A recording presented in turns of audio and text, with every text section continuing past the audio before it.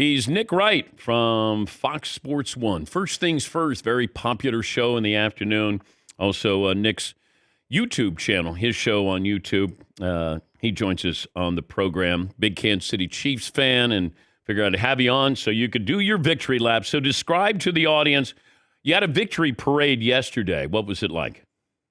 Well, it started with we had a one of those trucks that drives around. You'd see them in Vegas a lot. It usually says like live nude girls or something, except instead of that, it was a picture of me, Wilds, and Broussard. It was Never a Doubt, which goes down as not only an all-time, sports catchphrase, but one of the greatest sports predictions of all time. More on that in a moment. And it advertised our show, and it was one of those trucks. So I drove it a bit around the city, and then it continued to drive during the show. I had a custom-made, bedazzled red velvet suit, pants, shoes, tie. And then we had the Stony Brook University marching band. We had 4 regular-sized banners, 1 massive banner. We had about 500 balloons. Unfortunately, about 400 of them are still stuck in the ceiling. They didn't quite drop the way we had hoped. We had confetti poppers. We brought out break dancers, which didn't really make sense, but Broussard had been saying all year that soft teams didn't want to fight. They wanted to break dance. So we brought them out to kind of mock him, even though the Niners weren't break dancers. And there was more, but I've forgotten at this point. The bulletin board. See, because I said at the beginning of the year it was going to be 20-0, and people thought I was wrong when the Chiefs lost week 1, but much like in The Usual Suspects, you don't get it till the very end. The 20-0 was the Chiefs versus the bulletin board. So every time somebody said something like the Eagles were like, last year it was the field, or Jed York whining about a holding call that wasn't called 5 years ago, we put them on the bulletin board. And whenever their team was eliminated and the Chiefs still playing, we put eliminated on there. And amazingly, yesterday we had our 20th elimination. So the bulletin board went 20-0. So we did all of that. And now I'm talking to you, and I'm going to do my podcast and the TV show, and then I'm going to Kansas City for the parade, of which I assume I'll be feted like a champion that I am. And rightfully so. But middle of the season, Chiefs lose 5 of 8. Mm-hmm. What did you think? That everyone was freaking out when they shouldn't. Here's the thing. I'm not going to act like they looked great, but the defense the whole year was outstanding. They became just the 4th team in modern NFL history to never allow 28 points. They only allowed more than 25 points one time. So Patrick was healthy. The defense was great. And so what I felt was that they knew that come the playoffs, Travis would be excellent. Pacheco's a good, not great, but a good back. And Rashee Rice, after Puka Nacua, set him aside, you can put his rookie season up against any rookie season in the league this year. So I felt a lot of their struggles came due to the fact that they wanted to win these regular season games. And because they lost them, they had to go on the road. They had a harder path. I'm not acting like it went according to plan. But they wanted to see who they could trust of Tony, Sky Moore, they spent a big draft pick on. Justin Ross, who was a great college player, NFL career's never gotten off the ground. They were using the regular season for that. And as it turned out, the answer was none of the above. And so they just hoped and prayed that MVS, who was great in the playoffs for him last year and was brutal this regular season, that he would come through, and that Rice and Kelsey would continue doing what they did, and that Mahomes would be a legend. And so I want to be clear here. There were most checkpoints of the season. Baltimore looked better and San Francisco looked better. Nobody else, to me, clearly, demonstrably was better than Kansas City.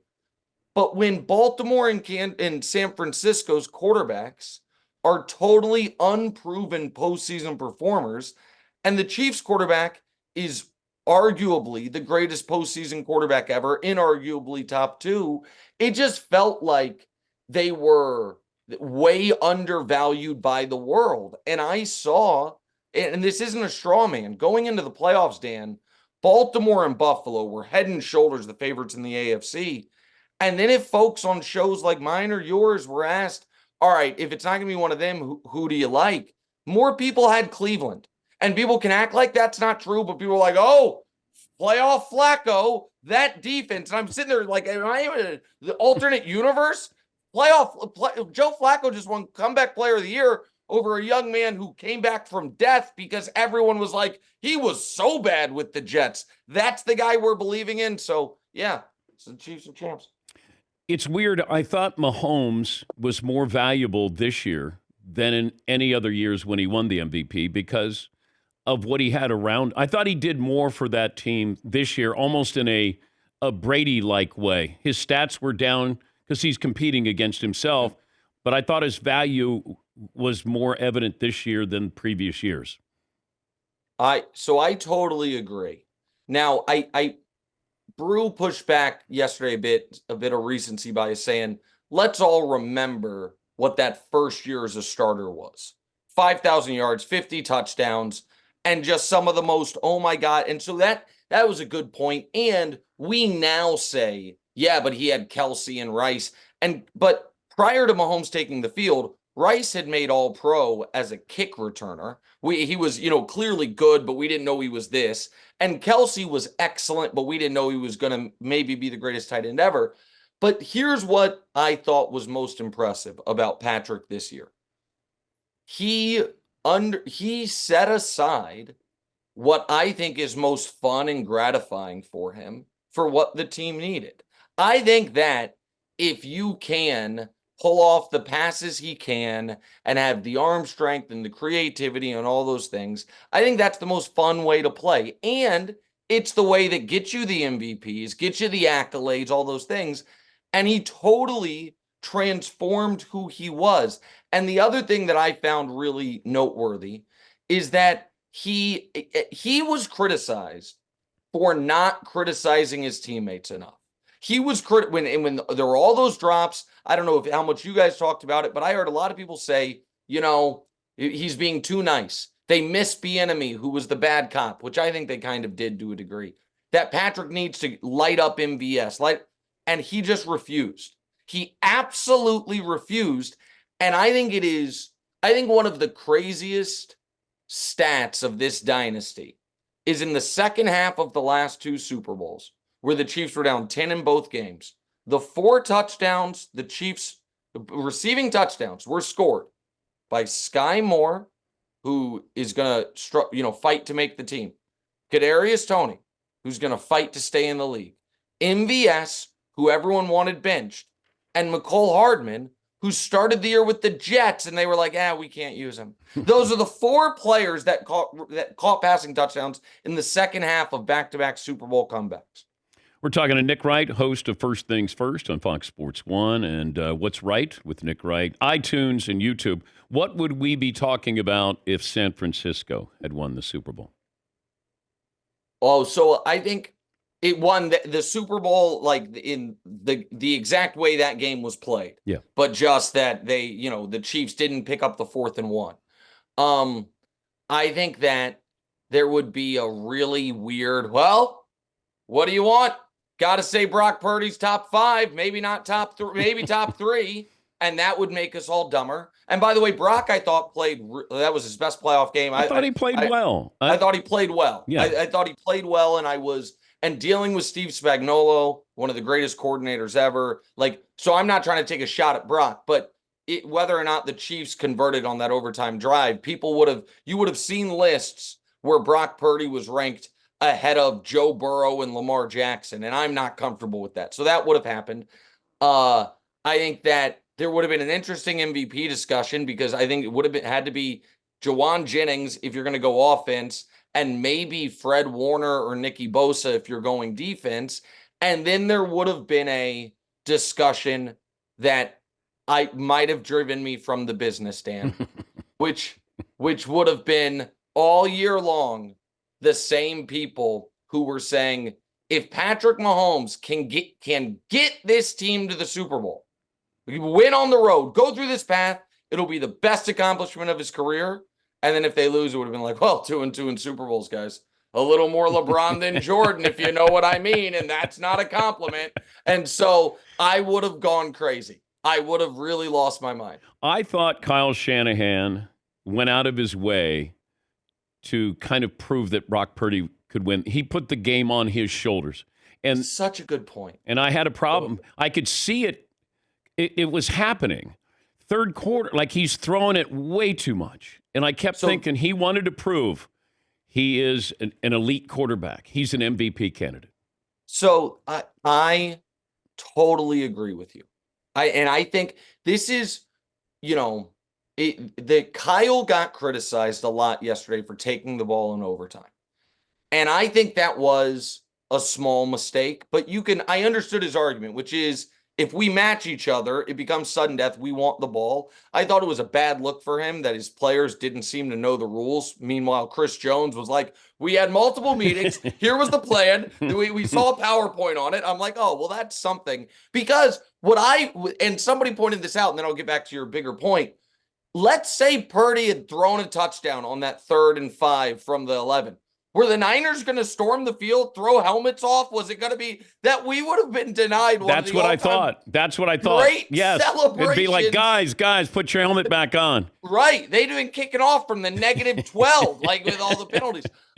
So I thought the criticism for taking the ball was a little overstated. And he does deserve credit, I think, for not caring that everyone killed Dan Campbell for going for it on a 4th down 3, and he was like, nope, I'm playing Mahomes. Now, I thought he was too conservative at the end of the first half, could have used timeouts.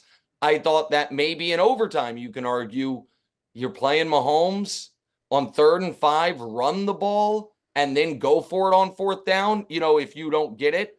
But you pointed out the key to the game, Dan. 10-3 at halftime. The Chiefs go 3 and out. 3 straight possessions. Mm-hmm. And the Niners call passing plays 7. They go 3 and out as well, 3 straight, just with 7 of 9 passing plays. And I know Barnwell pointed out the stacked boxes, all those things. Man, you have Trent Williams, who didn't have a great game, and Christian McCaffrey, who did. He had a good game. Whenever I'm watching the Chiefs, I evaluate the coach from the other team afterwards by how often did they do exactly what I was hoping they did? And when that second half got going, I'm like, put the game in Purdy's hands. Please put the game in Purdy's hands. And I'm not trying to trash the kid because I did think he played fine. But I agreed with you that this was sometimes you feel like coaches are trying to win the game while painting their masterpiece. And that can get away from you a bit. And it felt like that's what was happening. It felt like, can I say, sorry? Yeah. It felt a little bit like that in the Ravens game against the Chiefs. Like Todd Monken was trying to be like, Lamar, Mahomes, I'm putting this game in Lamar's hands, and it played into what the Chiefs wanted. Congrats again, and safe travels to the parade, and you deserve a victory lap. Well, I appreciate it, Dan. Yeah, that usually means the interview's over, but I got another minute here, if I may. I just want to know from the general sporting media what they learned this year. I don't want you to become insufferable here. Like, we could have stopped this and people would say, wow, great valid points, and he's a diehard fan, and that's wonderful. You're on the verge of being insufferable, and I'm trying to save you from you. Well, you know what, Dan? I appreciate that, and that's why, you're a mentor and such a good friend, but I'll take those bullets because the thing is this. We are in the sports take industrial complex. The reason why Nick Wright, kid from Kansas City, gets a victory lap is not because I did anything special. It's because everyone else surveyed the entire take landscape and was like, the Kansas City Chiefs with Andy Reid and his prime Patrick Mahomes and the best defense they've ever had. You know what? I think that team stinks. And I was like, I don't know, guys. Seems pretty dangerous to me. And I just want to know how my colleagues are going to be better next year. That's all I want. I just want to know, what's going to happen to make sure we don't make these same mistakes. I mean, the royal we, not really me. I got it right all along. Thank you, Dan.